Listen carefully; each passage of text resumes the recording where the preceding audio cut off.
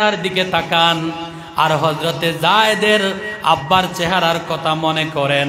হযরতে যায়েদের চেহারার দিকে তাকান, হযরতে যায়েদের মা হযরতে সাআদা রাদিয়াল্লাহু তাআলা আনহার চেহারার দিকে তাকান।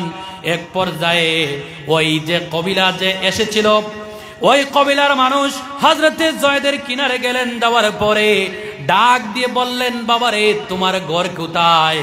হযরতে যায়েদ সঙ্গে সঙ্গে বললেন, ও হজযাত্রীরা, আমার ঘর হলো ইয়ামান দেশে। সঙ্গে সঙ্গে এই ব্যক্তি বললেন, তোমার বাবার নাম কি? হারেসা। হযরতে যায়েদ বললেন, জি আমার বাবার নাম হলো হারেসা। তোমার মায়ের নাম কি? হযরতে যায়েদ বললেন, আমার মার নাম হলো সাআদা।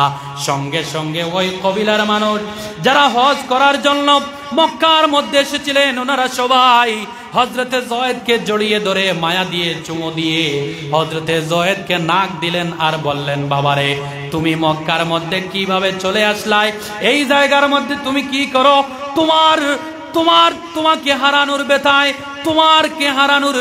তোমার বাবা তোমার মা কাদাকাদি করতে করতে তোমার বাবার চোখটা যাওয়ার অবস্থায়, তোমার মা তোমার প্রেমে তোমাকে হারানোর ব্যথায় তুমি চুরি হইয়া যাইবার ব্যথায় তোমার মা কাদাকাদি করতে করতে পাগল পাড়া হয়ে গিয়েছে।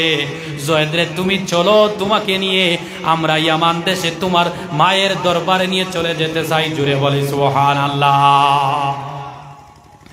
আমার প্রিয় ভাইরা রে, তাইলে শুনেন, হযরতে যায়েদ রাদিয়াল্লাহু তাআলা আনহু বললেন, রে ইয়ামানবাসী, তোমরা আমাকে কি ভাবতেছো? হযরতে যায়েদকে বললেন, বাবারে তুমি এই মক্কার মধ্যে হয়তো গোলাম হইয়া আছো, খাদিম হইয়া আছো, হতে পারে তুমি এক ওয়াক্তের খাবার খাও, এক টাইমের খাবার খাও, 2 টাইম তুমি উপবাস থাকো, তোমার হয়তো অবস্থাটি বড় ভয়াবহ, তোমার হয়তো অবস্থাটি বড় খারাপ আছে।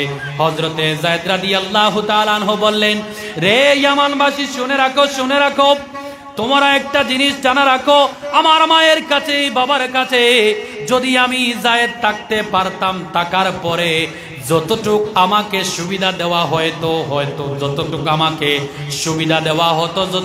আমি ভালোবাসা পেতাম, যত মহব্বত পেতাম, যত আদর পেতাম, আমি যায়েদের মনে হয় তার চাইতে 70 গুণ আদবে মহব্বতে মায়ায় আমি মক্কার একজন পুরুষের ঘরের মধ্যে আছি। জুড়ে বলে সুবহানাল্লাহ।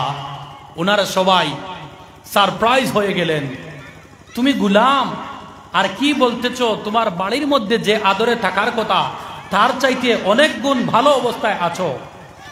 সুবহানাল্লাহ। ওনারা বললেন, বাবা তুমি কোথায় আছো? সঙ্গে সঙ্গে হযরতে যায়েদ রাদিয়াল্লাহু তাআলা আনহু বললেন, ও ইয়ামানবাসীরা, তোমরা জানা রাখো, এই মক্কার মধ্যে এমন একজন মানুষ আছেন যার নাম হলো মুহাম্মদ সাল্লাল্লাহু আলাইহি সাল্লাম।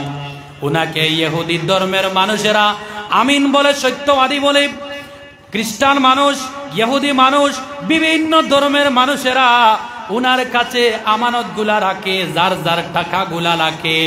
এত ভালো মানুষ, উনার কাছ থেকে মানুষগুলা একবার আসার পরে সরিয়া যাইতে চায় না। একজন ভালো মানুষের ঘরে আমার সৃষ্টিকর্তা আল্লাহ আমাকে জায়গা দিয়েছে। জুড়ে বলে সুবহানাল্লাহ।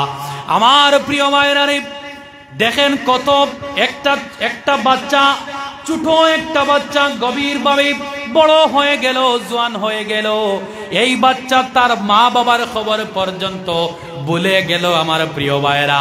কিন্তু যেই নবীর কারণে এই বাচ্চা তার মা বাবাকে ভুলেছে, ওই নবীর জীবনীকে আমার সমাজের যুবকেরা একটা বার জীবনের মধ্যে পড়াশোনা করে দেখতে চায় না। ঠিক